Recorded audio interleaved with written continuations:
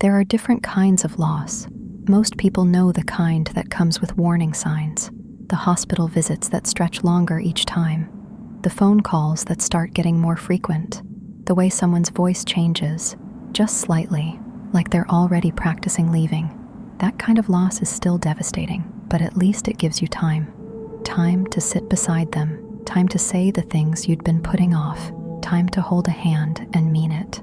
Nadia didn't get that kind. What happened to her best friend was the other kind, the kind that doesn't knock, the kind that just reaches in and takes. One day she was there, and then she wasn't.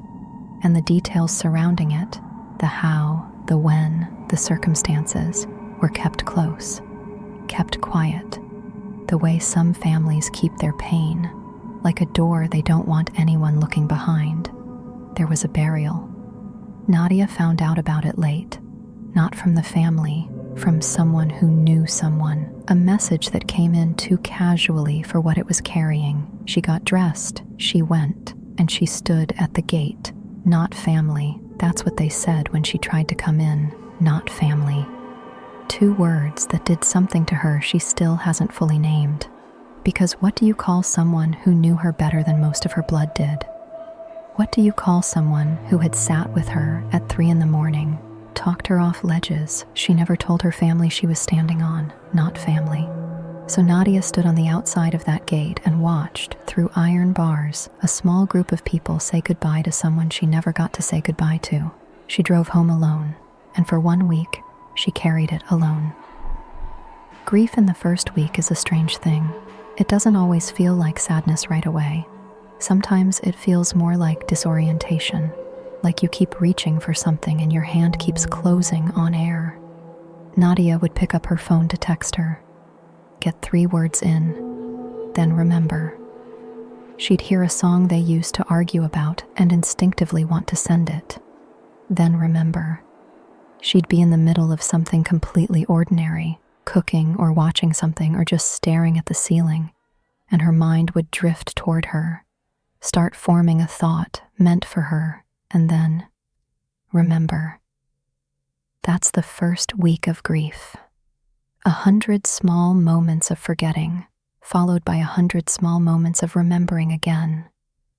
By the time Friday came around, she was exhausted in a way that sleep wasn't fixing. She'd been lying in bed for maybe an hour, not really asleep, not really awake, existing in that thin space in between, when her phone lit up. She almost didn't look at it, but she did. And what she saw on that screen, she has described it differently every time she's told this story. Sometimes she says her heart stopped. Sometimes she says time stopped.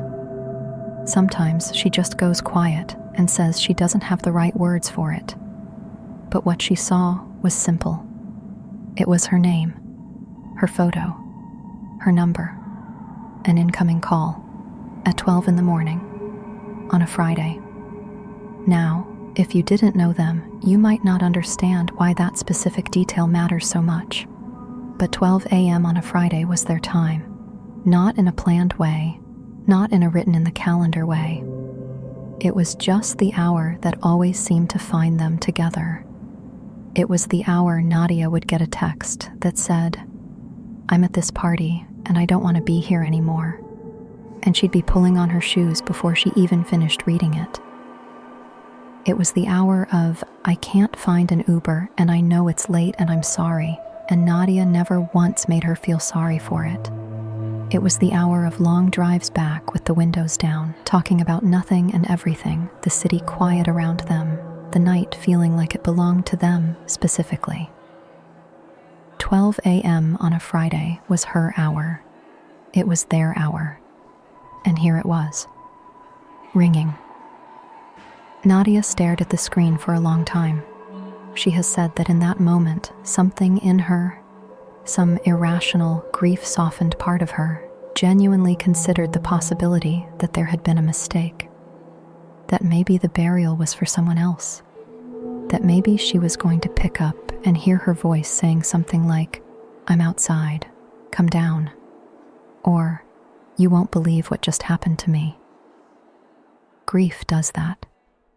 It makes the impossible feel briefly, dangerously possible. She picked up. She said hello. And what came back was nothing. Not static. Not the muffled noise of a pocket dial. Not breathing, not wind, not the ambient sound of a room. Nothing. The specific, deliberate kind of nothing that is somehow louder than sound. She stayed on the line. She said her name. She said hello again.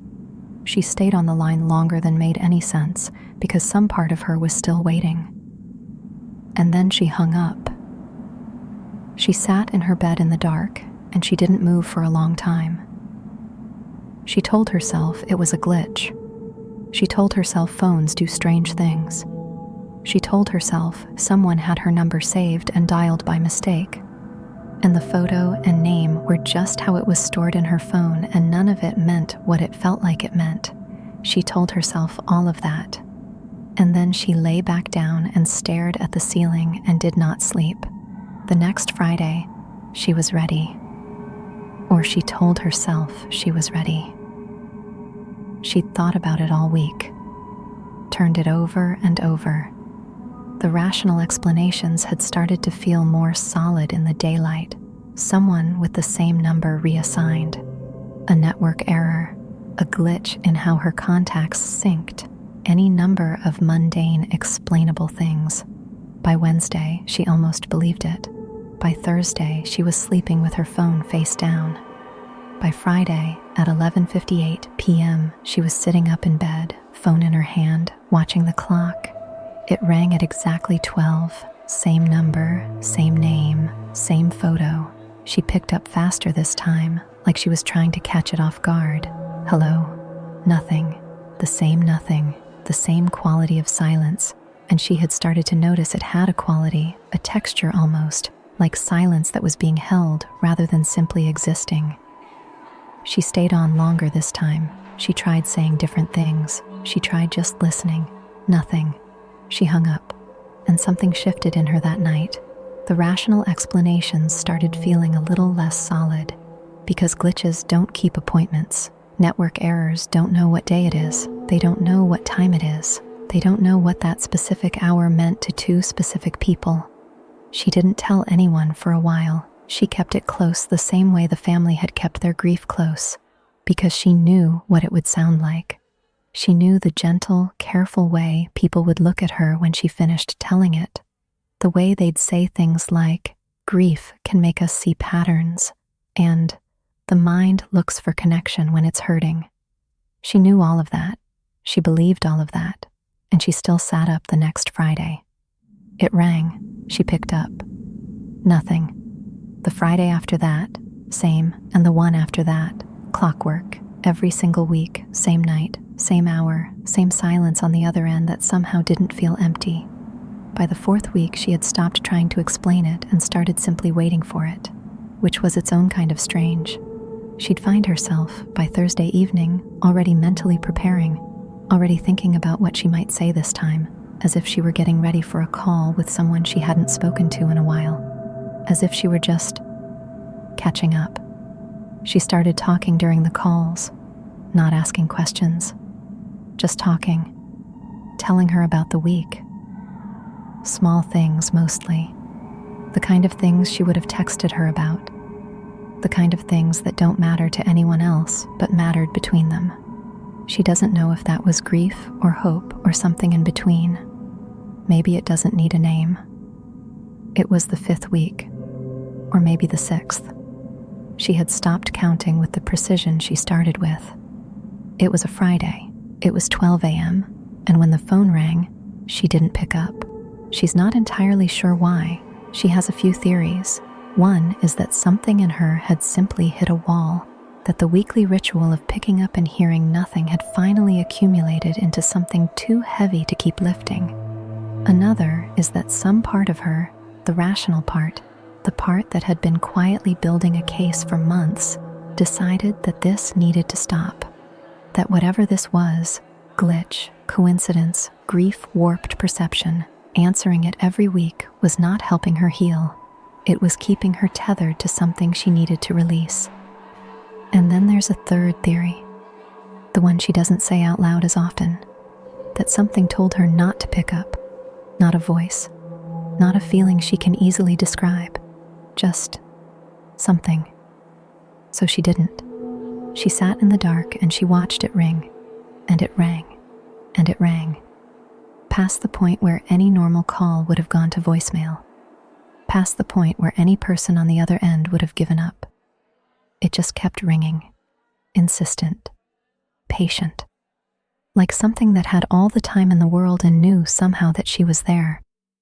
She watched it for so long her eyes started to blur. The screen would dim slightly between rings, then light up again. Dim, light, dim, light.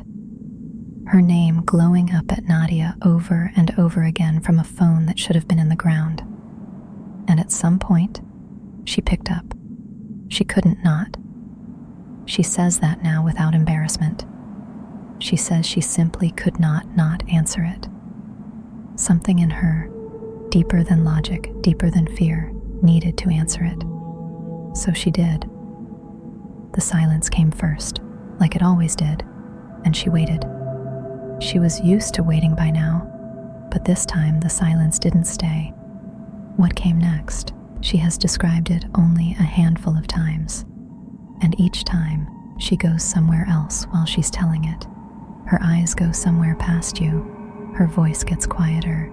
She says it started low, so low she thought at first she was imagining it, the way you hear something far away and aren't sure if it's real or if your mind is completing a pattern, but it got closer or louder. She's not sure which. It was guttural, a sound from the throat, not a word, not a name, just sound. The specific, unmistakable sound of someone who cannot get air in the way they need to. And then, underneath it, she said it was wet. She said that's the word she keeps coming back to. Wet. The sound of a throat that had been opened. The sound of someone choking on what was filling the space where breath should be. It lasted only a few seconds. And then the call ended. Not her. She did not end the call. The other side ended it. And Nadia sat in her room in the dark with her phone in her hand, and she did not move for a very long time. She has said she doesn't remember getting up. She doesn't remember turning on the light. She remembers being in the dark, and then she remembers it being morning. What happened in between, her mind seems to have decided she doesn't need. She went to the police the next morning. She sat across from someone who took notes in the careful, neutral way that people take notes when they are being professional about not believing you. They told her they would look into it. She called the family. That was its own kind of painful. Knocking on a door of grief that wasn't hers, trying to explain something she barely had words for, to people who were still in the thick of their own loss. They weren't unkind, but there was nothing they could give her. She did some research of her own, found out that the number had been on a phone that, as far as anyone knew, was in the ground with her. There was no one to hold the phone on the other end. There was no explanation that held its shape when she looked at it directly. Every door she tried to open led to the same wall. She waited the next Friday. She didn't decide to wait. She just found herself at 11:50 p.m. sitting up, phone in her hand, watching the clock move. It reached 12. She waited. Nothing rang. She waited longer. 12:05, 12:10, 12:15. Nothing. She put the phone down, picked it back up, put it down again. The Friday after that, she tried to go to sleep early, told herself she wasn't going to do this again. Woke up at 11:57 anyway, watched the clock pass midnight. Nothing. And every Friday since, nothing. She tells people she thinks she imagined it. All of it. The calls, the silence, the sound, the wet, guttural thing at the end that she still hears sometimes in the half-sleep space between awake and under. She tells people the mind does strange things when it's grieving, that she was sleep-deprived and heartsick, and the human brain is not built to hold that much loss without finding somewhere to put it. She says all of this. She believes some of it.